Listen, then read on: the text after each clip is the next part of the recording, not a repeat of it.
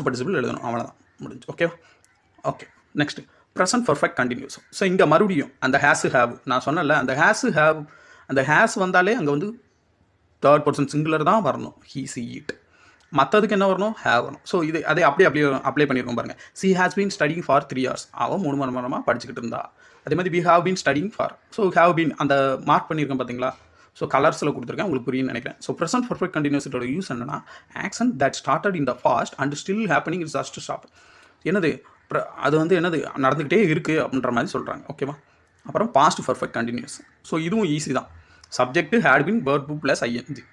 Subject எழுதுகிறோம், ஒரு subject எழுதுறீங்க, அப்புறம் ஹேட் பீன் எழுதுறீங்க, verb ப்ளஸ் ஐஎன்ஜி, அவ்வளோதான், முடிஞ்சு. During the action before another past. ஒரு ஆக்ஷன் நடந்துகிட்டு இருக்கும்போது இன்னொரு ஆக்ஷனை வந்து சொல்கிறது தான் என்னது, past perfect tense, continuous tense. Okay, அப்புறம் ஃபியூச்சர் பர்ஃபெக்ட் டென்ஸ். ஸோ இங்கே ஈஸி என்ன இருக்கும், subject will have been present participle, அதாவது ப்ரெசன்ட் டென்ஸில் வரும் verb ப்ளஸ் ஐஎன்ஜி. ஓகேவா? ப்ரெசன்ட் பார்ட்டிசிபிளில் அது தப்பாக இருக்குது, verb ப்ளஸ் ஐஎன்ஜி தான் வரும். ஸோ என்ன எழுதிருக்கேன், சப்ஜெக்ட் அப்படியே சப்ஜெக்ட் ஒரு சப்ஜெக்ட் எழுதணும், வில் ஹாவ் பீன் எழுதணும், அப்புறம் verb ப்ளஸ் ஐஎன்ஜி, அவ்வளோதான், முடிச்சு. ஸோ இவ்வளோ தாங்க, ஈஸிங்க. ஓகேவா? ஸோ இதில் நீங்கள் நல்லா தெளிவாக இந்த பர்ஃபெக்ட் டென்ஸ் உங்களுக்கு கண்டிப்பாக கன்ஃபியூஸ் பண்ணுற மாதிரி இருக்கும், புரியாத மாதிரி இருக்கும்.